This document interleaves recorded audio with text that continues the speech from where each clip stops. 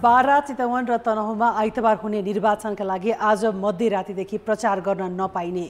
कान्तिपुर समाचारमा आज प्रधानमन्त्री पुष्पकमल दाहालको भारत भ्रमणको मिति अझै टुङ्गो लागेन।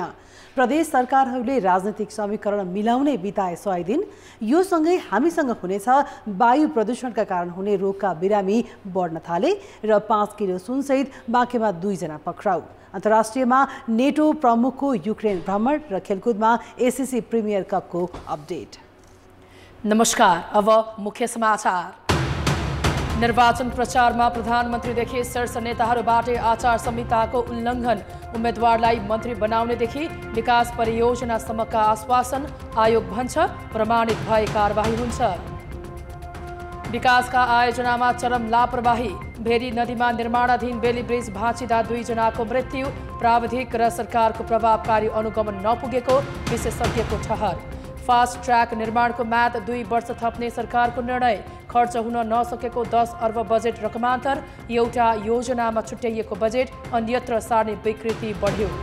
युक्रेनप्रति समर्थन जनाउन नेटोका प्रमुख कियवमा, युद्धमा प्रयोग गरिएका ट्याङ्कहरूको अवलोकन, रुस विरुद्ध कडा प्रतिकार गर्ने युक्रेनको तयारी। र शहीद स्मारक ए डिभिजन लिगमा 3 स्टारले हिमालयन शेर्पालाई 1-0 ले हरायो। सादो बाटो युथ क्लब चर्च बोइजसँग स्तब्ध।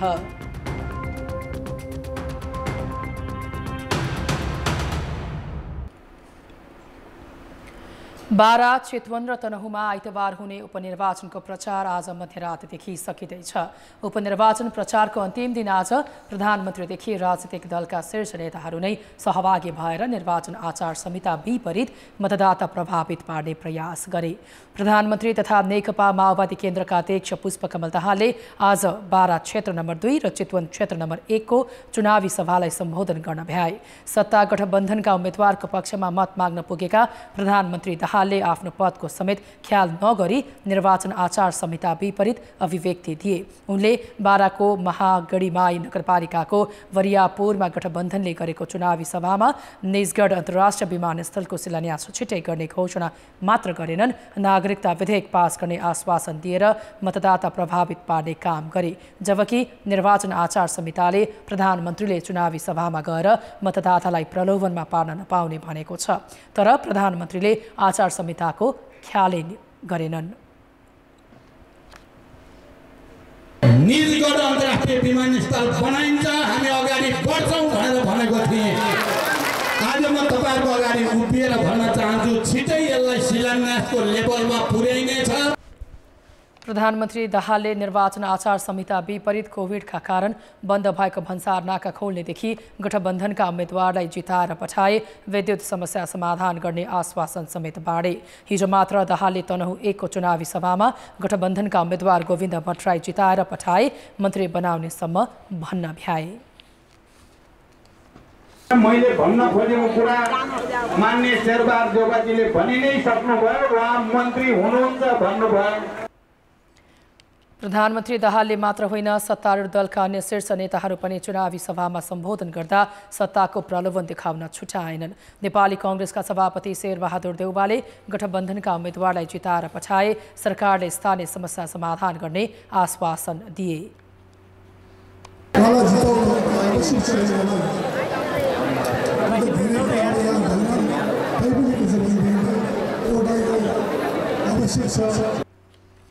त्यसो त प्रतिपक्षी दल नेकपा एमालेका अध्यक्ष केपी शर्मा ओलीले पनि चुनाव प्रचारको अन्तिम दिन बारामा पुगे। उनले सत्ता गठबन्धनको आलोचना मात्र गरेनन्, अपत्यारेर आश्वासन दिए। सरकार कायम रह्यो भने केही महिनाभित्र वृद्ध भत्ता नपाउने खतरा छ।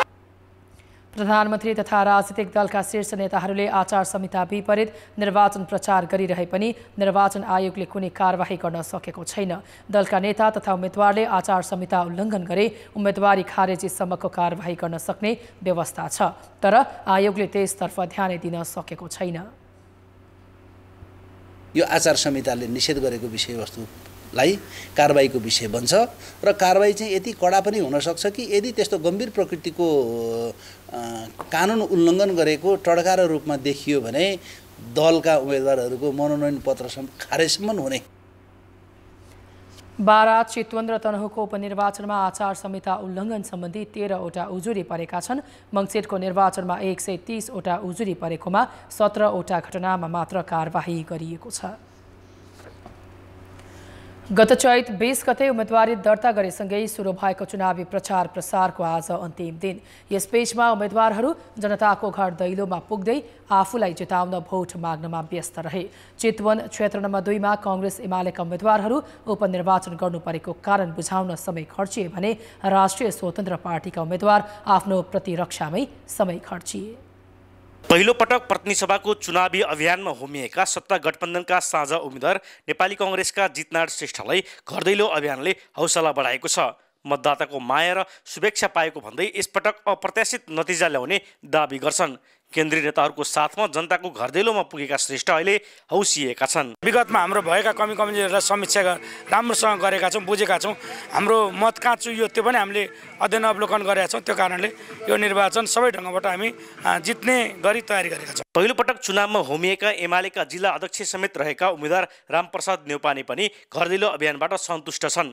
गत मङ्सिरको निर्वाचनमा बिच्किएका मतदातालाई यसपटक आफ्नै घरमा फर्काउन सफल भएको उनको दाबी छ। पोलिटिकल पार्टीलाई सपोर्ट गरेका र अन्त भोट हालेका उहाँहरूले पनि सबैभन्दा बेस्ट उम्मेदवार चाहिँ तपाईँ नै हो, त्यस कारणले तपाईँलाई मतदान गर्छु भनेर उहाँले आशीर्वाद दिइरहनु भएको छ। गत मङ्सिरको निर्वाचनमा राष्ट्रिय स्वतन्त्र पार्टीका उम्मेद्वार रवि लामिछाने बारे अरू उम्मेद्वारहरूले खासै चासो दिएका थिएनन्। सामान्य आकलन गरेका उनीहरूलाई लामिछानेले तेब्बर मतान्तरले पराजित गरे। त्यही माहौलले गर्दा यसपटक उपनिर्वाचनमा मुख्य दलहरू लामिछानेप्रति औँला उठाएका छन्। निर्वाचित भइसकेपछि जति पनि घटनाक्रमहरू भए र अहिले यो उपनिर्वाचनसम्म आइपुग्दाखेरि थप मजबुत भएको अझ बढी चाहिँ जोडिएको महसुस मैले गरेको छु। विभिन्न प्रतिक्रियाहरूका आधारमा यहीँ भएका मतदाताहरूको प्रतिक्रियाका आधारमा केही अपेक्षा राम्रै अपेक्षा चाहिँ गरेको छु। उपनिर्वाचन यसपटक मुख्य दलहरूको प्रतिष्ठाको विषय बनेको छ। सबैजसो केन्द्रीय नेताहरू चितवनमा गरेको दौडधुपले पनि त्यसलाई पुष्टि गर्छ। प्रचार प्रसारको अवधिमा विभिन्न तरिकाले उम्मेदवारहरूले जनताको मन जित्न सफल भएको दाबी गरे पनि जनताको मत कसले जित्यो भन्ने परिणाम वैशाख 10 ले देखाउने नै छ। कान्तिपुर समाचारका लागि राजु चौधरी, भरतपुर, चितवन। तनहुँ 1 को उपनिर्वाचन निकै रोचक हुने देखिएको छ। सत्ता गठबन्धनका उम्मेदवार गोविन्द भट्टराई कांग्रेसको विरासत कायम राख्न, एमालेका उम्मेदवार सर्वेन्द्र खनाललाई पार्टीबाट सिट थप्न र राष्ट्रिय स्वतन्त्र पार्टीका उम्मेदवार स्वर्णिम वागले संसद भवन छिर्ने दाउले तनहुँ 1 को चुनावी माहौल तातेको छ।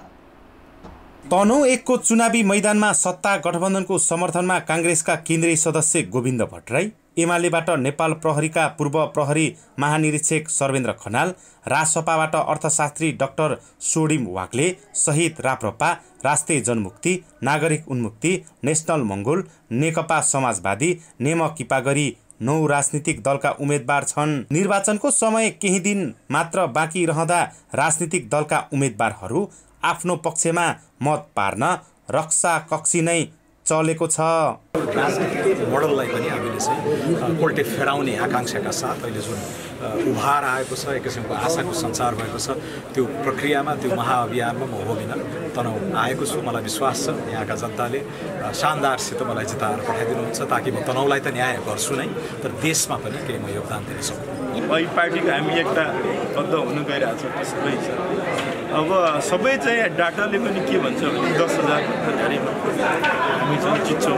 आगामी मैले गर्ने विषयमा चाहिँ मेरो विगतलाई पनि हेरेर यसले गर्न सक्छ भन्ने आम रूपमा विवेकी मतदाताहरूबाट चाहिँ मलाई जिम्मेवारी जुन चाहिँ एउटा प्रदान गर्नुहुनेछ संसदको रूपमा भन्नेमा चाहिँ मलाई चाहिँ विश्वास लागेको छ। राजनीतिक दलका उम्मेदवार चुनाव जित्ने दाबी गरे पनि उपनिर्वाचन निकै रोचक हुने नागरिक अगुवा बताउँछन्।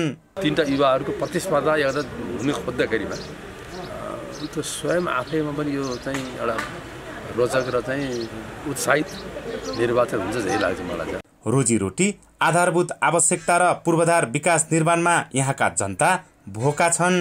यो चाहिँ आउने जनप्रतिनिधिहरूले रोजगारको सिर्जना गर्नेदेखि लिएर चाहिँ अनुदानमा के छन्, सहुलियत के छ, यो चाहिँ युवाहरूलाई चाहिँ प्रोत्साहन गरोस् भन्ने चाहन्छौँ। पहिला पनि हामीलाई यस्तो गर्छ उस्तो गर्छ राम्रो गरिदिन्छ भन्दा त्यतिकै भने पुरा गर्नु कसैले पनि सकिन। अहिले चाहिँ हामीलाई जसले हामीलाई राम्रो सुविधा गरिदिन्छ त्यहीलाई भोट। अब चाहिँ हामीले जहाँ तपाईँको लाटो निमुख र तल्लो स्तरको वर्गहरूलाई गरिबीहरूको उत्थान गर्ने उम्मेदवारहरू जो उहाँहरू आत्मादेखि जागरुक भएर आउनुहुन्छ उहाँलाई चाहिँ हामीले भोट दिन एकदमै तयार छ। उपनिर्वाचनमा 1,23,305 जना मतदाताले मतदान गर्न पाउने छन्। यिनै मतदाताबाट वैशाख 10 गते तनहुँ 1ले नयाँ जनप्रतिनिधि पाउने छन्। कान्तिपुर समाचारका लागि प्रताप राणा मगर, तनहुँ। निर्वाचन आयोगले आइतबार हुने प्रतिनिधि सभा सदस्य उपनिर्वाचनका लागि आज मध्यरातदेखि प्रचार प्रसार गर्न नपाइने जनाएको छ। आइतबार 12/2 चितवन 2 र तनहुँ 1 मा उपनिर्वाचन हुँदैछ। आयोगले आज राति 12 बजेदेखि मतदान प्रक्रिया नसकिएसम्म प्रचार प्रसार निषेधको अवधि कायम गरेको हो। यो अवधिमा कुनै पनि चुनावी सभा, आम सभा, गोष्ठी, अन्तर्क्रिया गर्न निषेध छ। यसैगरी कुनै पनि उम्मेदवारको पक्ष विपक्षमा सामाजिक सञ्जाल वा कुनै पनि माध्यमबाट मत माग्न, आचार संहिता विपरीत वक्तव्य दिन, प्रेस विज्ञप्ति निकाल्न र जित हारको पूर्वानुमान गरी त्यस्ता सामग्री सञ्चार माध्यममा राख्न समेत निषेध गरिएको छ। अब जनमतको अन्तिम परिणाम। जनमतमा हिजो हाम्रो प्रश्न रहेको थियो, संसदलाई कामविहीन बनाएर भागबण्डामा अल्मलिने दलहरूको प्रवृत्तिलाई के भन्नुहुन्छ? ए, विधिप्रति अविश्वास, बी, बाँडीचुडी खाने बानी र सी, सहमतिको खोजी। जनमतको अन्तिम परिणाम यस्तो छ: ए, विधिप्रति अविश्वासमा 21%, बी, बाँडीचुडी खाने बानीमा 70% र सी, सहमतिको खोजीमा मात्र 9% मत प्राप्त भएको छ। अब आजको प्रश्न। जनमत।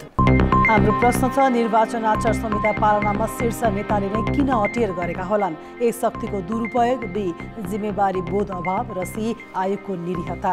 जनमतको अन्तिम परिणाम भोलि साँझ 8 बजेको कान्तिपुर समाचारमा प्रसारण गर्नेछौँ।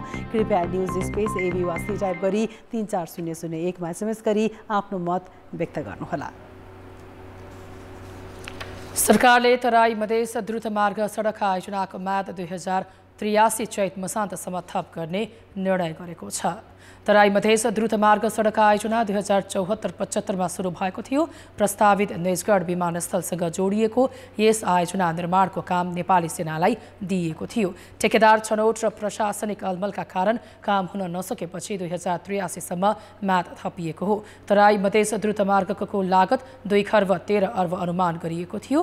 अहिलेसम्म 34 अर्ब खर्च हुँदा भौतिक निर्माणको प्रगति 21% मात्र छ। निर्माणको काम नसकिएपछि मन्त्री परिषदले 2 वर्ष थपेको हो। सडक आयोजनाको लागि जग्गा प्राप्त गर्न स्वीकृति दिने भन्ने निर्णय भएको छ र त्यस्तै फेरि यही फास्ट ट्र्याकसँगै सम्बन्धित काठमाडौँ तराई मधेस द्रुत मार्ग सडक आयोजनाको निर्माण अवधि 2083 चैत्र मसान्तसम्म थप गर्ने भन्ने निर्णय भएको छ र तोकिएको समयभित्र सम्पन्न हुन नसकेको कारणले गर्दा यो समय थपिएको हो। आर्थिक वर्ष 2064-65 मा सुरु गरी आर्थिक वर्ष 2081-82 मा सक्ने लक्ष्य राखिएको थियो। यसैबीच सरकारका प्रवक्ता तथा सञ्चार तथा सूचना प्रविधि मन्त्री रेखा शर्माले प्रधानमन्त्री पुष्पकमल दाहालको भारत भ्रमणको मिति निश्चित भइ नसकेको बताइन्। दाहालको भारत भ्रमणको एजेन्डाबारे छलफल भइरहेको उनले जानकारी दिइन्। भेरी नदीमा निर्माणाधीन बेली ब्रिज भाँचिँदा 2 जनाको मृत्यु भएको छ भने 7 जना घाइते भएका छन्। जाजरकोट डोल्पा सडक खण्ड अन्तर्गत जाजरकोटको तल्लु बगर र रुकुम पश्चिमको 8-20 कोट जोड्ने निर्माणाधीन बेली ब्रिज भाँचिँदा त्यहाँ काम गरिरहेका 2 जना श्रमिकको ज्यान गएको हो। नलगाड नगरपालिका 12 मा पर्ने पुल भाँचिएर सख्त घाइते भएका 3 जनालाई हेलिकप्टर मार्फत थप उपचारका लागि नेपालगञ्ज लगिएको रुकुम पश्चिमका प्रहरी प्रमुख नवराज भट्टराईले बताए। अन्य घाइतेको उपचार स्थानीय स्वास्थ्य संस्थामा भइरहेको छ। निर्माणाधीन पुल बेली ब्रिजमाथि क्रेन राखेपछि पुल भत्किएको हुन सक्ने विज्ञको प्रारम्भिक अनुमान छ।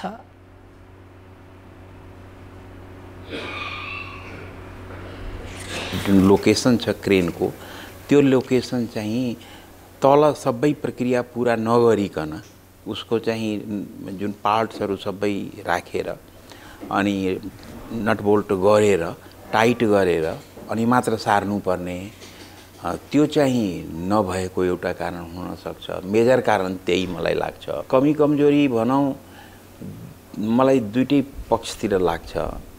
कन्ट्र्याक्टरको तर्फबाट पनि त्यहाँ इन्जिनियर हुनुपर्ने, नेपाल सरकारबाट हेर्ने निकायले चाहिँ त्यो उहाँको जुन प्राविधिकहरू हुनुहुन्छ उहाँहरूले पनि त्यहाँ त्यो चाहिँ राम्रोसँग गर्न सक्नु भएन। पुल हिमशिखर खड्का क्रस्ट जेबी 2078 पुस 16 गते सडक डिभिजन कार्यालय चौरजहारीसँग 3 करोड 85 लाख रुपैयाँमा ठेक्का लिएको थियो। लोडिङको क्रममा कैफियत भएर पुल भाँचिएको प्रारम्भिक अनुमान गरिएको डिभिजन सडक कार्यालय चौरजहारीका प्रमुख आशुतोष कर्णले जानकारी दिए। आफ्नो दोस्रो काल सुरु गरेका प्रदेश सरकारले सुरुवातदेखि नै कामलाई गति दिन सकेका छैनन्। केन्द्रीय राजनीतिको छाया परेको प्रदेश सरकारमा पनि समीकरण हेरफेरमै 3 महिना व्यतीत गरेका छन्। बजेट निर्माणदेखि योजना छनौटसम्मको काम अगाडि बढाउनु पर्ने समयमा प्रदेशहरू अलमलमा छन्। 3.5 महिना अगाडि कर्णाली प्रदेशको मुख्यमन्त्री बनेका राजकुमार शर्माले बिहिबार मात्रै 4 मन्त्री नियुक्त गरे। मुख्यमन्त्री बनेको 100 दिनसम्म उनले राजनीतिक समीकरण हेरफेर र सरकार जोगाउनमै समय खर्चिए। 3 पटक विश्वासको मत लिने कुरा उपलब्धिको रूपमा भन्दा पनि यो प्रतिकूलता नै हो। राजनीतिक रूपमा चाहिँ यसकालको अस्थिरताले चाहिँ सरकारले काम गर्ने कुरामा के व्यवधानहरू सिर्जना गर्छ नै। लुम्बिनीका मुख्यमन्त्री लीला गिरीले 3 महिना अगाडि विश्वासको मत लिए पनि बीचमै माओवादी केन्द्रले समर्थन फिर्ता लिएपछि दोस्रो पटक विश्वासको मत लिने तयारीमा छन्। सरकार जोगाउने तल्लेन गिरीले जनताका काम गर्ने सकेका छैनन्। गण्डकी प्रदेशका मुख्यमन्त्री खगराज अधिकारी वैशाख 9 गते दोस्रो पटक विश्वासको मत लिने तयारीमा छन्। राम्रो थिर सरकार नभएको कारणबाट यसले पटक पटक विश्वासको मत लिनुपर्ने र जनताले चाहना गरेका विकासका कामहरू पुरा हुन नसकेको र स्थायी रूपमा सरकार बन्न नसकेको कारणबाट गण्डकी प्रदेशको विकास निर्माणको काममा धेरै अरू प्रदेशभन्दा हामी पछि पर्ने अवस्था चाहिँ रह्यो। बागमतीका मुख्यमन्त्री शालिग्राम जम्मकटेलले 3 पटक सरकार विस्तार गरे पनि पूर्णता दिन सकेका छैनन्। 5 वटा मन्त्रालयको जिम्मेवारी आफैले राखेका छन्।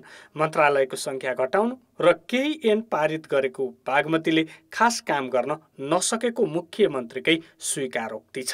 गर्न सकिएन भन्ने केही लागेको छ कि भन्दा त्यो त धेरै नै छ। तर अब अहिले जे गरिएको छ फेरि यसैमा ठिकै गरियो राम्रै गरियो भन्ने पनि लागेको छ। किनभने राजनीतिक परिस्थिति तपाईहरुले बुझ्नु भएकै छ। सुदूरपश्चिम प्रदेश सरकारको अवस्था झन खराब छ। एमालेबाट मुख्यमन्त्री बनेका राजेन्द्र सिंह रावलले विश्वासको मत लिनै सकेनन् र 1 महिनामै बाहिरिए। त्यसपछि ठूलो दलको हैसियतमा कांग्रेसका कमलबहादुर शाह मुख्यमन्त्री भए पनि मन्त्री परिषदलाई पूर्णतासम्म दिन सकेका छैनन्। प्रदेश सेतो हात्तीको रूपमा चाहिँ स्थापित भएको छ। प्रदेशका कुनै पनि बजेटहरूलाई हामी सदुपयोग भएर राम्रो तरिकाले विकास निर्माणमा प्रयोग भएको पनि हामीले देखिरहेका छैनौँ। केन्द्रीय समीकरण फेरिए पनि जोगिरहेको कोशी प्रदेशका मुख्यमन्त्रीलाई धेरै समय सत्ता टिकाउनुमै गयो। माओवादी केन्द्र र जसपा बाहिरिँदा उनको सरकार सङ्कटमा पर्छ। मन्त्रालयको संख्या घटाउने र प्रदेशको नाम राख्ने विषयलाई अहिलेसम्मको उपलब्धि मानिएको छ। नयाँ बजेट बनाउन योजना छनौट गर्ने, जनतालाई राहत पुग्ने र प्रदेशलाई बलियो बनाउने गरी ठोस काम कतै पनि अगाडि बढेको छैन। कान्तिपुर समाचारका लागि जिल्ला सहकर्मीहरूका साथ दीपक आचार्य, काठमाडौँ। अब जनताको आवाज हामीले आज 7 प्रदेशमा सोधेका छौं। प्रदेश सरकारको काम कारबाही तपाईँ कसरी मूल्याङ्कन गर्नुहुन्छ? जनताको आवाज। अब हामी जनताले अपेक्षा गर्ने अनुसार त केही काम भएको जस्तो चाहिँ मलाई लाग्दैन। विकासको अनुभूति दिने खाले काम नीति चाहिँ ल्याउनु पर्यो प्रदेश सरकारले। भागभण्डातिर आफ्नो व्यस्ततातिर मात्रै देखिन्छ, बाहिर यताउति गरेको केही देखिँदैन। प्रदेश सरकार कहाँ छ केही देख्दिनँ। कसरी भागभण्डा लगाउने, कसरी पैसा चाहिँ राजनीति बाँडफाँड गरेर खाने भन्ने जस्तो कुरा मात्रै भइरहेको जस्तो लागिरहेछ। एकदम एक्सिलेन्ट भइरहेछ भन्ने स्थिति त छैन, तर घस्रेर अथवा लड्दै पड्दै भन्छौँ हामी, त्यसरी चाहिँ चलिरहेकै छ। खेलकुद क्षेत्रमा उहाँले एउटा एन्डसम्म बनाउन सक्नु भएन। शिक्षा र स्वास्थ्यको लागि अलिकति सरकारले धेरै राम्रो कुरा गर्नु भएको छ।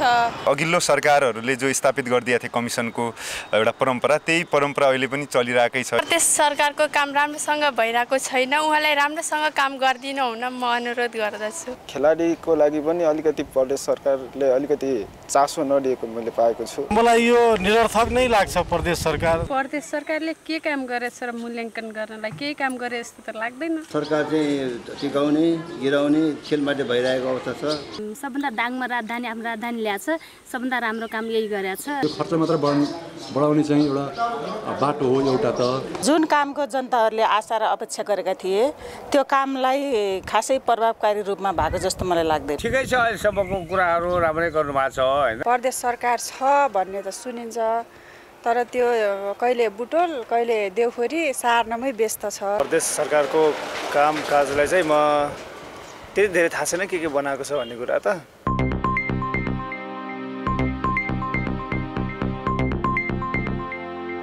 समाचार अझै बाँकी छन्। आमाप्रति श्रद्धा, भक्ति, सम्मान र आधार व्यक्त गरी आज माता तीर्थ औँसी पर्व मनाइएको छ। वैशाख कृष्ण औँसीका दिन मनाइने यो पर्वमा बिहानै नुहाएर आफ्नै आमालाई नयाँ लुगा लगाइदिने र मिठा मिठा खानेकुरा दिई आशीर्वाद लिने परम्परा छ। आमा नहुनेहरूले श्राद्ध गर्ने र भक्तिभावपूर्वक सम्झना गर्छन्। आज काठमाडौँको माता तीर्थमा विशेष मेला लागेको छ। माता तीर्थमा स्नान गर्नाले आमालाई तिर्नुपर्ने ऋणबाट छोराछोरीले मुक्ति पाउँछन् भन्ने विश्वास छ। माता तीर्थ पुगेका श्रद्धालु भक्तजनहरूले आफ्नो आमाको सम्झनामा स्नान गरी दान गरेका छन्। नेपालीहरू विश्वको जुन ठाउँमा पुगे पनि ती स्थानमा नेपाली संस्कृति र परम्परालाई निरन्तरता दिने गरेका छन्। यसले नेपाली मौलिक परम्परा र संस्कृतिले विश्वव्यापी हुने अवसर पाएको छ। जन्मदिने आमा र मातृभूमिबाट टाढा ओसिनिया मुलुक अस्ट्रेलियामा पुगेका नेपालीले आफ्ना आमालाई सम्झिँदै माता तीर्थ औँसी मनाएका छन्। अस्ट्रेलियाको सिडनीबाट सहकर्मी जे पाण्डेको रिपोर्ट। जन्मभूमि नेपालको राजधानी काठमाडौँ छाडेर अस्ट्रेलियाको ठुलो सहर सिडनी बस्दै आएकी सफलता श्रेष्ठ यहाँ आइपुगेका 12,98,000 भन्दा धेरै नेपाली मध्येकी एक हुन्। धेरै नेपालीले चाहिँ उनले पनि बिहीबार माता तीर्थ औँसीका दिन आमाको सम्झना गरिन्। मेरो आमालाई अनि मेरो सासू आमालाई चाहिँ मैले भिडियो कल गर्छु। अनि नेपालमा त अहिले धेरै अनलाइन वेबसाइटहरू छ जहाँबाट चाहिँ यहीँ बसी हामीले चाहिँ गिफ्टहरू पठाउन मिल्छ हैन। त्यसबाट चाहिँ मैले गिफ्टहरू पठाइदिन्छु जस मायाको चिनो जसरी। सिडनीकै रकडेलमा बस्दै आएकी मनिषा भुर्तेललाई पनि घर छाडेर परदेशमा बस्दा आमा र आफन्तको अगाध सम्झनाले सताउने गरेको छ। चाडपर्व भनेकै अब फ्यामिलीसँग बिताउने एउटा पर्व नै हो हैन। यसै नै अब सँगै हुन नपाउँदाखेरि नरमाइलो नै लाग्छ। झन् चाडपर्वको बेलामा यहाँ त अस्ट्रेलियामा एक्लै भइन्छ, काममा सबै जानी भएर। अस्ट्रेलियनहरूले पनि मे 14मा आमाको सम्झना गर्ने दिन अर्थात् मदर्स डे मनाउने गर्छन्।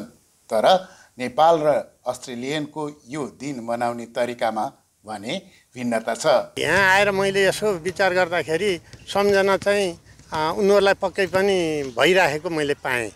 किन भन्दा अब मेरो छोरीकै उदाहरण लिउँ, अब औँसी आउन ला भनेर उनले नि सम्झिन्। विविध कार्य व्यस्तताले पनि आमाबाट धेरै टाढा रहेका सन्तानहरू माता तीर्थ औँसीका दिन आमाको समीपतामा आइपुग्ने परम्परा छ। विवाहित छोरीहरू आमा खोज्दै माइती घर धाउने गर्छन्। यस्तो मौलिक परम्परा अस्ट्रेलियामा बस्दै आएका धेरै नेपालीले जीवन्त राखेका छन्। आमा र सन्तानका लागि यो पर्व आपसी मित्रता र सुख दुःख बाँड्ने कोसेढुङ्गा साबित भएको छ। त्यसैले पनि नेपालदेखि धेरै टाढा अस्ट्रेलिया रहेका धेरै नेपालीहरूले आमालाई विभिन्न रूपमा सम्झना गरे, जुन यहाँ छर्लङ्ग देख्न सकिन्थ्यो। कान्तिपुर समाचारका लागि जे पाण्डे, सिडनी, अस्ट्रेलिया। वायु प्रदूषणका कारण अस्पतालमा बिरामीको संख्या बढ्न थालेको छ। छातीको संक्रमण र दम लगायतका समस्या लिएर अस्पताल पुग्नेहरू बढेका हुन्। काठमाडौँ उपत्यका सहित देशका प्रमुख शहरमा पछिल्लो 2 साता यता वायु प्रदूषणको मात्रा बढेको छ। त्यही कारण फोक्सोको संक्रमण, दम लगायत छातीको समस्या लिएर अस्पताल पुग्ने बढेका हुन्। काठमाडौँ उपत्यकाका अस्पतालहरूमा 2 हप्ता अघिको तुलनामा यस्ता बिरामीको संख्या 20 देखि 25% बढेको चिकित्सक बताउँछन्। बढे सँगसँगै पछिल्लो 1-2 हप्तामा चाहिँ हाम्रो अस्पतालहरूमा इमर्जेन्सीहरूमा चाहिँ विभिन्न खाले छाती सम्बन्धी सङ्क्रमण भएका बिरामीहरू, ब्रोन्काइटिस भएका बिरामीहरू र पहिलेदेखि दम रोग भएका बिरामीहरू, मुटु रोग सम्बन्धी बिरामीहरू चाहिँ आफ्नो दम बिग्रेर आउने क्रम चाहिँ बढेको हामीले पाएका छौँ। मुख्य कारण अहिले किनकि यो पछिल्लो केही दिनदेखि नै बढेको र त्यो सँगसँगै हावामा चाहिँ यो हावाको गुणस्तर पनि कम भएको देखिएको हुनाले चाहिँ काठमाडौँ उपत्यकाभित्रबाट आउने बिरामीहरूलाई जुन समस्या भइरहेको छ त्यो चाहिँ प्रदूषित हावाले भइरहेको छ भनेर चाहिँ हामीले अनुमान गर्छौँ। काठमाडौँमा आज मात्र वायु गुणस्तर मापन गर्दा धेरै नै अस्वस्थकर देखिएको छ। वायुको गुणस्तर 50 AQI भन्दा कम हुनुपर्नेमा 250 नागेको छ। पछिल्ला केही दिन यता उपत्यकाको वायुको गुणस्तर लगभग यस्तै छ। यता स्वास्थ्य मन्त्रालयले वायु प्रदूषणको प्रभाव र अवस्था विश्लेषण गर्न जडान गरेको कृत्रिम फोक्सोको रङ समेत परिवर्तन भएको छ। जडान गरेको पहिलो दिनको तुलनामा 14औं दिनसम्म आइपुग्दा कृत्रिम फोक्सोको रङ परिवर्तन भएर खैरो देखिन थालेको छ।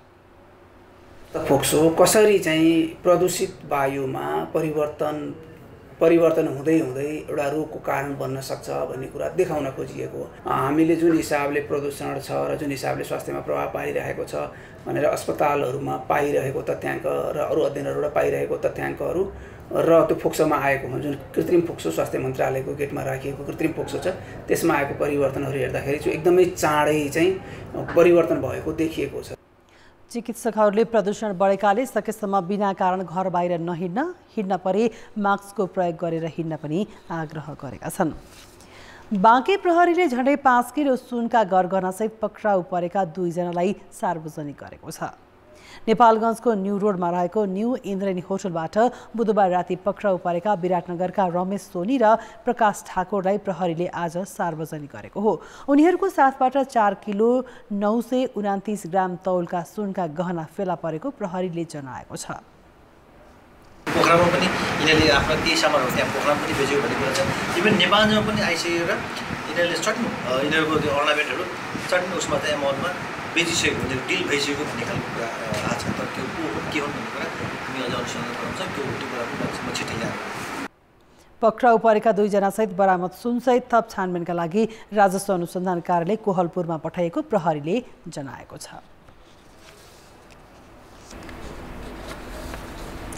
सरकारले कृषि अनुदानका नाममा कार्यकर्ता र नातेदारलाई भरण पोषण गरेको भन्दै नुवाकोटको ककनीका एक युवा आमरण अनसनमा बसेका छन्। सरकारले दिने कृषि अनुदानमा वास्तविक किसानको पहुँचको माग गर्दै नुवाकोट ककनीका 30 वर्षीय श्रीराम घिमिरे 3 दिनदेखि काठमाडौँको भूगोल पार्कमा आमरण अनसनमा बसेका हुन्। मेरो एउटा भन्दा इन्डिभिजुअल कुरा भन्दा पनि एउटा समग्र 80% किसानको र बैङ्किङ रूपमा जोडिएका विभिन्न उद्योगिक व्यवसायीहरूको कुरा हो। यो चाहिँ माग पुरा नभएसम्म रोकिँदैन। घिमिरेले 10% बजेट कृषि क्षेत्रलाई छुट्याउन सरकारसँग माग गरेका छन्। यस्तै कृषिमा लगानी गर्न चाहनेका लागि 1% ब्याजमा 50 लाखसम्म ऋणको व्यवस्था, कृषि कार्ड, कृषकलाई यातायातमा 50% छुट लगायतको माग राखेका छन्। आर्थिक र अन्तर्राष्ट्रिय समाचार अघि ब्रेक। अर्थ र विकास। चालू आर्थिक वर्षको 9 महिना बित्दा सरकारको विकास खर्च जम्मा 28% छ। बजेट खर्च हुन नसके पनि शक्ति र पहुँचको आधारमा एउटा आयोजनाको बजेट अर्कोमा पुर्याउने क्रम तीव्र हुन थालेको छ। यसले बजेटको व्यतिथिलाई नै बढावा दिएको देखिन्छ। बहुप्रतीक्षित तराई मधेस द्रुत मार्गका लागि यो वर्ष सरकारले 30 अर्ब 7 करोड बजेट छुट्याएको थियो। नेपाली सेनाले लिएको यस आयोजनामा विनियोजित बजेट खर्च नहुने भएपछि 10 अर्ब रुपियाँ वैकल्पिक सहायक राजमार्गतर्फ रकमान्तर गरिएको छ। यस्तै आर्थिक वर्ष 2064-65 मा सुरु भएको पुष्पलाल मध्य पहाडी लोकमार्गका लागि चालु आर्थिक वर्षमा छुट्याइएको मध्ये 2 अर्ब 91 करोड बजेट मदन भण्डारी राजमार्गमा रकमान्तर गरिएको छ। अहिलेसम्म भौतिक पूर्वाधार मन्त्रालय अन्तर्गतका आयोजनाको 12 अर्ब भन्दा धेरै रकमान्तरका लागि अर्थ मन्त्रालयको स्वीकृतिका लागि पठाइएको छ। अहिले खास गरी सबैभन्दा बढी आवश्यक परेको चाहिँ मदन भण्डारी राजमार्ग आयोजना, त्यहाँ भएको बजेट सकिसकेको छ। थप बजेट हामी व्यवस्थापन गर्दैछौँ रकमान्तरै गरेर। त्यसैगरी पुलहरू, सडक पुलहरू विभिन्न देशभरि थुप्रै 100औं सडक पुलहरू निर्माण छन्। ती सडक पुलहरूमा जहाँ चाहिँ काम भएर थप रकम आवश्यक पर्यो त्यो चाहिँ काम नभएको ठाउँबाट त्यो पैसाहरू निकाल्दै काम भएको ठाउँमा चाहिँ राख्ने गरी विभिन्न रकमान्तरहरू चाहिँ अर्थ मन्त्रालयमा प्रस्ताव गरिएको छ। केही स्वीकृत पनि भइसकेको छ, अरू स्वीकृत हुने चरणमा छन् र यो स्वीकृत भइसकेपछि यो हाम्रो पुँजीगत खर्च पनि स्वाट्टै बढ्छ जस्तो लाग्छ मलाई। ठुला आयोजनामा मात्र होइन, बहुवर्षीय ठेक्का लागेका मझेउला आयोजनाको अवस्था पनि यस्तै छ। काकडभित्ता इनरुवा पथलैया नारायणघाट खण्डमा चालु आर्थिक वर्षमा 4 अर्ब 64 करोड विनियोजन भएकोमा अहिलेसम्म करिब 24 लाख रुपियाँ मात्र खर्च भएको छ। यस्तै प्रदेश राजधानी जोड्ने राजमार्ग स्तरोन्नति कार्यक्रमको 1 अर्ब 22 करोड मध्ये 2 करोड 23 लाख मात्र खर्च भएको छ। यसरी खर्च नभएका आयोजनालाई जवाफदेही बनाउनु पर्नेमा उल्टै बजेट रकमान्तर गरेर पहुँचवाला नेता, मन्त्री तथा कर्मचारीहरूले आफ्नो क्षेत्रका आयोजनामा पुर्याउने गरेका छन्। यसले बजेटमाथिको विकृति मात्र बढाएको छैन, विकासको असमानतामा पनि बढावा दिएको छ। बजेट बनाउने बेला हतार बनाइन्छ, अनि फेरि पछि चाहिँ खर्च गर्ने बेला चाहिँ अब खर्च हुन नसकेका ठाउँमा चाहिँ तपाईँको बजेट हुन्छ, खर्च भइरहेको चाहियो भनेपछि रकमान्तर गर्नु पर्यो। कति त्यो गरिन्छ, कति फेरि बिचमा चाहिँ तपाईँको गभर्मेन्ट समेत चेन्ज भएर आयो भने अब फेरि नयाँ आउने मन्त्रीलाई पनि त आफ्नो ठाउँमा केही गरेर देखाउनु भन्ने हुन्छ होइन। मन्त्रालयमा म आएको छु, अब गर्न सकिने ठाउँ कहाँ छ त भन्दाखेरि कार्यक्रम रिभिजन गर्ने वा रकमान्तर गर्ने यता गर्ने भन्ने चाहिँ प्रोभिजन छ भन्नै पर्छ स्वाभाविकले, अनि त्यो गर्ने भएपछि त्यहाँ। त्यसो त सरकारी खातामा पैसा कम भएको भन्दै अर्थ मन्त्रालयले काम हुन नसक्ने आयोजनाको बजेट फिर्ता गर्न विभागीय मन्त्रालयहरूलाई पत्रचार गरिसकेको छ। तर पनि रकमान्तरको नाममा पहुँचवालाको हाली मुहाली घटेको छैन। त्यति मात्र होइन, विगतका वर्षमा जस्तै यो वर्ष पनि समयमै बजेट खर्च नगर्ने र जेठ असारमै सरकारी पैसाको खोलो बगाउने प्रवृत्तिले निरन्तरता पाउने देखिएको छ। कान्तिपुर समाचारका लागि क्यामेरामा श्याम श्रेष्ठका साथ भरत रावल र सुमन पन्थ, काठमाडौँ। तारागाउँ रिजेन्सी होटल्स लिमिटेड हयातले संस्कृति, पर्यटन तथा नागरिक उड्डयन मन्त्रालयसँग जवाफका लागि 15 दिनको समय मागेको छ। मंगलबार संस्कृति, पर्यटन तथा नागरिक उड्डयन मन्त्रालयले हयातलाई 27 र तारागाउँ विकास समितिलाई 22 प्रश्न सोधेर 3 दिनभित्र जवाफ पेश गर्न निर्देशन दिएको थियो। मन्त्रालयले निर्माणको समयदेखि नै सम्झौता विपरीत लागत दोब्बर बनाइएको, घाटामा रहेको समयमा समेत सञ्चालकलाई 38 करोड रुपैयाँ वितरण गरेको, नेपाल सरकारको शेयर स्वामित्व 39%बाट 9%मा झारिनुको कारण सहित 3 दिनभित्र मन्त्रालयमा जवाफ पेश गर्न माग गरेको थियो। अब अन्तर्राष्ट्रिय समाचार। रूस युक्रेन युद्ध सुरु भएपछि पहिलो पटक नेटो प्रमुख येन्स स्टोल्टनबर्ग किएभ पुगेका छन्। युक्रेनप्रति आफ्नो समर्थन व्यक्त गर्न येन्स किएभ पुगेका हुन्। युक्रेन हाल रूस विरुद्ध कडा प्रतिकार गर्ने तयारीमा छ। किएभ पुगेका स्टोल्टनबर्गले युद्धमा मृत्यु भएका युक्रेनी सैनिकप्रति श्रद्धाञ्जली व्यक्त गर्दै रूसी युद्धमा प्रयोग गरेका ट्याङ्कहरूको समेत अवलोकन गरेका छन्। तर भ्रमणबारे युक्रेनी र नेटो अधिकारीले कुनै सूचना जारी गरेका थिएनन्।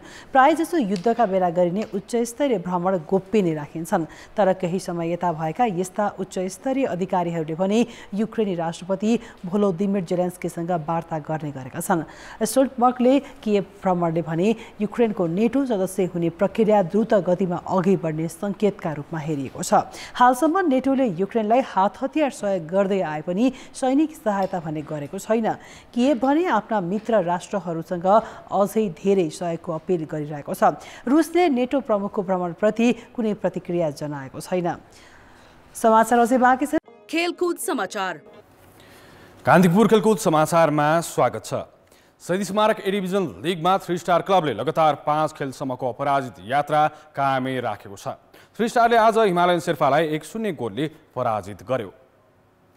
सातोबाटो स्थित एन्फा कम्प्लेक्समा भएको खेलको 14औं मिनेटमा 3 स्टारले उपहार गोल पाएको थियो। आदित्य साक्यले दिएको क्रसमा लकेन लिम्बुले गरेको प्रहार रोक्न खोज्दा सञ्जित राईले आफ्नै पोस्टमा गोल गर्न पुगे।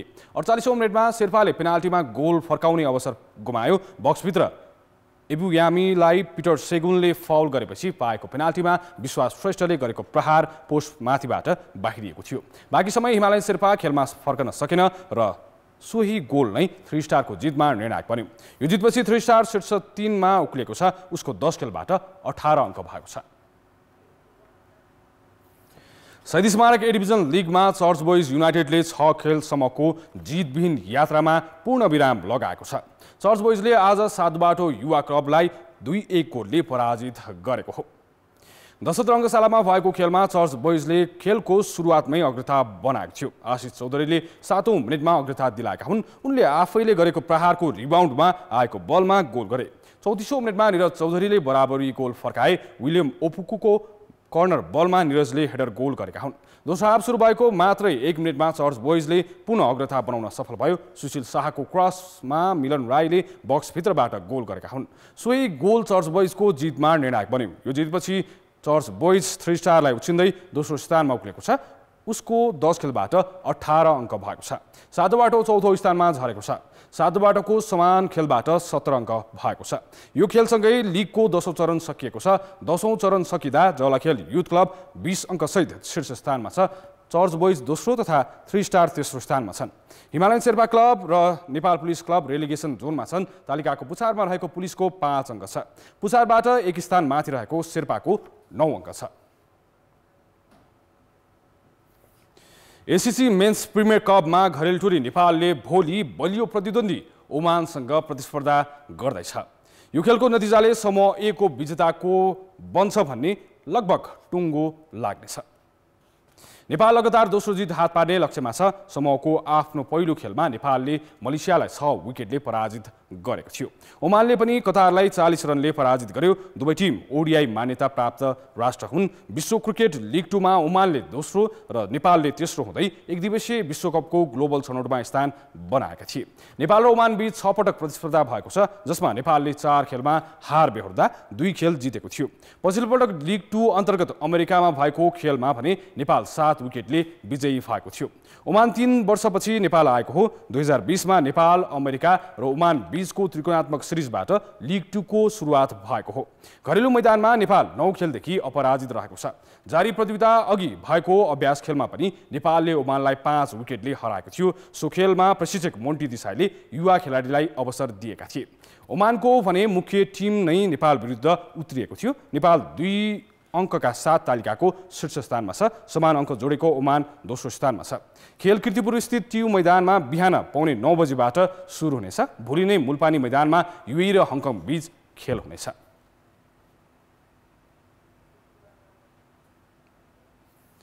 एसिसी मेन्स प्रिमियर कपमा बहराइनले शानदार सुरुवात गरेको छ। बहराइनले आज सिङ्गापुरलाई 132 रनले पराजित गरेको हो। टियु मैदान कीर्तिपुरमा टस जितेर पहिले ब्याटिङ गरेको बहराइनले निर्धारित 50 ओभरमा 8 विकेट गुमाएर 286 रनको विशाल फल बनायो। बहराइनले सुरुवात भने कमजोर गरेको थियो। उसले 6 ओभरको समाप्तिमा 2 सुरुवाती ब्याटर गुमाएको थियो। 6 ओभरको तेस्रो बलमा 32 रन बनाएका अवस्थामा बहराइनका ओपनर मोहम्मद युनिस आउट भए। सोही ओभरको चौथो बलमा डेभिड म्याथ्युज खाता खोल्नै नपाई मैदान बाहिरिएका थिए। त्यसपछि शहबाज बार्डर र सोहेल अहमदले 105 रनको साझेदारी गरेर टिमलाई अघि बढाए। शहबाजले 76 रनको अर्धशतकीय पारी खेले। सोहेलले 46 रन जोडे। कप्तान हैदर बट 29 रनमा पिभलियन फर्किए। फैज अहमदले 79 रनको अर्धशतकीय पारी खेल्दै टिमलाई विशाल योगफलतर्फ डोहोर्याएका हुन्। जवाबमा उत्रिएको सिङ्गापुर 43.1 ओभरमा सबै विकेट गुमाएर 154 रनमा समेटियो। सुरेन्द्रन चन्द्रमोहनले 51 रनको पारी खेले पनि टिमको हार भने टार्न सकेनन्। विनोदले 23, थिलिपान ओमा दुलाईले 20 रन जोडे। अन्य खेलाडीले गतिलो रन बनाउन सकेनन्। इमरान अनवरले 4 विकेट हात पारे। रिजवान बर्डले 3 तथा अब्दुल माजिदले 2 विकेट हात पारे। अली दावदको नाममा 1 विकेट रह्यो। सिङ्गापुरको यो लगातार दोस्रो पराजय हो। सिङ्गापुर यसअघि हङकङसँग 8 विकेटले पराजित भएको थियो। काठमाडौँमा जारी एसिसी मेन्स प्रिमियर कपमा मलेसियाले पहिलो जित हात पारेको छ। साउदी अरेबियालाई 8 विकेटले हराउँदै मलेसियाले प्रतियोगितामा पुनरागमन गरेको हो। मुलबारी मैदानमा टस हारेर पहिले ब्याटिङमा आएको साउदीले 46.2 ओभरमा सबै विकेट गुमाएर 153 रन बनाएको थियो। 36.2 ओभरमा साउदी 9 विकेट गुमाएर 109 रनको अवस्थामा पुगेको थियो। हासिफ घाफुर र आतिफ उर रहमानले 10औं विकेटका लागि 44 रनको साझेदारी गरेपछि टिमले सम्मानजनक स्कोर बनाएको हो। घाफुरले 40 रनको पारी खेले। रहमानले 18 रन बनाउन सके। त्यसअघि अब्दुल वाहिदले 36 तथा कप्तान इशान शेखले 21 रन बनाएका थिए। खिजार हायतले 3, मोहम्मद वाफिक, रिजवान हैदर र अनवर रहमानले 2 विकेट हात पारे। वीरेन्द्र सिंहले 1 विकेट हात पारे। जवाबमा उत्रिएको मलेसियाले 21.2 ओभरमा 2 विकेट गुमाएर सहजै लक्ष्य पूरा गर्यो। पहिलो विकेटका लागि मोहम्मद आमिर र वीरेन्द्रले 82 रनको साझेदारी गरेका थिए। आमिरले 12 चौकाको मद्दतमा 56 रनको अर्धशतकीय पारी खेले। वीरेन्द्रले 51 रन बनाए। शहीद अजिज 34 रनमा अभिजित रहे। जेन अल अबिदिनले 2 विकेट हात पारे। नेपाल जुडो सङ्घले चीनको होङजाउ सहरमा आगामी असोजमा हुने 19औं एसियाली खेलकुदका लागि प्रारम्भिक छनौट सम्पन्न गरेको छ। नयाँ बजार स्थित बहुउद्देश्य मार्शल आर्ट केन्द्रमा भएको 2 दिनको छनौट खेल भएको थियो। पहिलो दिन 7 प्रतिस्पर्धाको फाइनल भएको थियो। दोस्रो दिन अर्थात् आज पनि 7 स्वर्णका लागि टुङ्गो लागेको थियो। पुरुषतर्फ 66 केजी मुनि इन्द्र बहादुर श्रेष्ठ पहिलो भए। 81 केजी मुनि सुदूरपश्चिमका प्रदेशका योगेन्द्र विष्ट एपीएफ क्लबका सुजन तामाङलाई हराउन सफल भए। 90 केजी मुनि प्रहरीका मनिष महतो पहिलो भए। 100 केजी मुनि प्रहरीका श्रीराम मकाजुले फाइनलमा मध्य प्रदेशका हिमांशु गुप्तालाई पाखा लगाउँदै स्वर्ण पक्का गरेका थिए। 100 केजी माथि आर्मीका रञ्जेश गोलेले बाजी मारे। महिलातर्फ 70 केजी मुनि आर्मीकी पुनम श्रेष्ठ, 78 केजी मुनि प्रहरीकी दिपा गुरुङ, 78 केजीमा आर्मीकी आकृति जोशी पहिलो भए। प्रतियोगितामा 14 स्पर्धामा शीर्ष 3मा रहने खेलाडी छनौटको दोस्रो चरणमा प्रवेश गरेका हुन्। कान्तिपुर खेलकुद समाचारहरूलाई यति नै। अब मौसम सम्बन्धी जानकारी।